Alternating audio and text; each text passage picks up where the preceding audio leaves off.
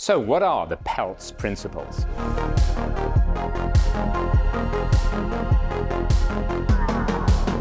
Before the COVID pandemic, we were taking for granted our basic needs. Consider your food, energy, water, and we realized how much we rely on somebody else for all of these things. So we went looking. We looked at the preppers. We looked at the environmentalists. We looked at the traditionalists saying, go back to the old ways. We looked at the lifestyle gurus, and we looked at the people trying to tell us how to save money. And the problem was there was just too much information. We didn't know what to say yes to, and we didn't know what to say no to. So I developed the Peltz principles, which helps us navigate this and take control of all of our basic needs.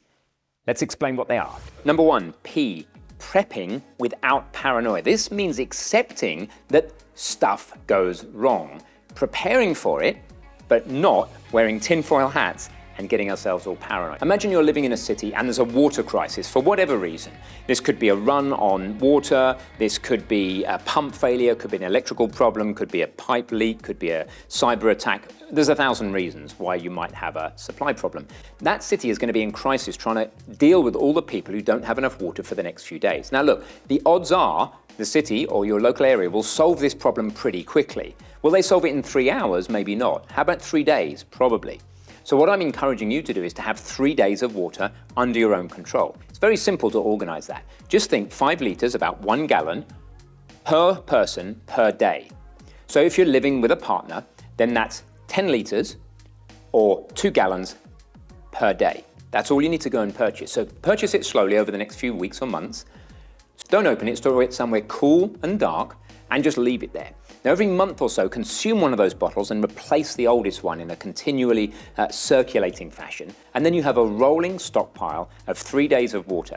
That amount of water, 5 liters, about a gallon per person per day, is enough not only for you to drink, but also for you to cook and for you to brush your teeth, etc. So that will really get you out of a sticky situation. This is an example of being prepared without being paranoid. We're not stockpiling water for years. That's bad for everybody. It's bad for the supermarkets. It's bad for the space in your house. It's bad for your psychology, frankly, but it is being prepared without being paranoid. Principle 2, environmentalism without evangelism. By that I mean I really want to understand the impact of my actions in terms of the amount of energy they require and the amount of environmental harm they do, but without evangelizing to you what you should be doing. Let's just know the numbers, then make our own decisions. When you look at the energy costs of our activities, we find things such as the stuff we buy, the literal massive stuff we buy, which is obviously huge in something like a car or very small in something like a piece of paper, has a lot of embodied energy. That means it took the world a lot of energy to make that thing. And it's roughly 10 units of electricity, 10 kilowatt hours, for every kilogram of stuff you buy.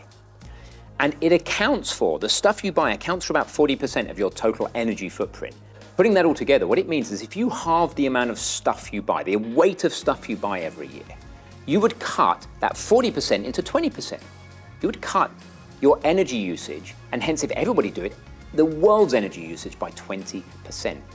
So knowing these sorts of things just allows you to make rational decisions about the energy impact of what you do. From there, I'm not going to tell you whether you should do it or not do it. I just want to make sure that you understand the numbers. Principle 3, lifestyle without lecturing. Inevitably, a vlog style channel like this is going to contain some lifestyle advice, but I don't know what's right for you. So I'm going to share what works for me and leave it to you to decide what works for you. I've been through every diet under the sun. I've been a vegan, I've been a raw vegan, I've done keto, I've tried eating what the hell I like. I need some discipline in my life. Otherwise, as I get into my 40s, nearly 50s, I can't stay in good shape. So for example, I found Tim Ferriss's 4-Hour Body, a system of eating where we avoid triggering insulin to work brilliantly for me, keeps me lean, keeps me energetic, keeps me healthy.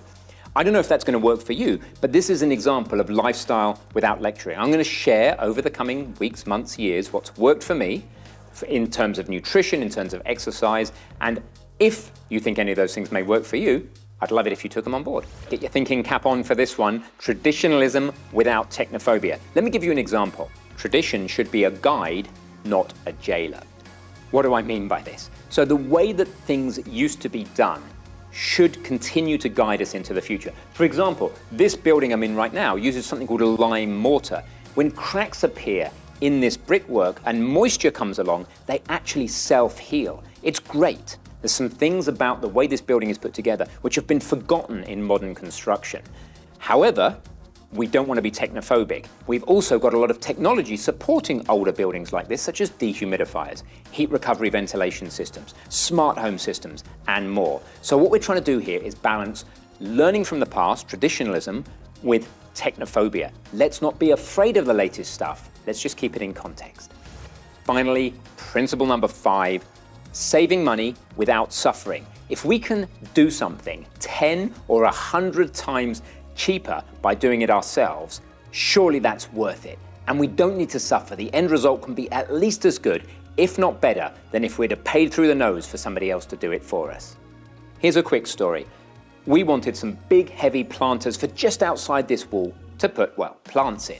My wife went through a home catalogue and found these expensive-looking oak planters. They were £1,000 each. Like more than $1,000 each. I looked at that and thought, that is ridiculous. They're just railway sleepers.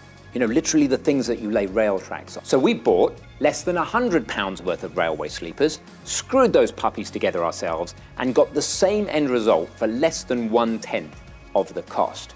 That's what I mean by saving money without suffering.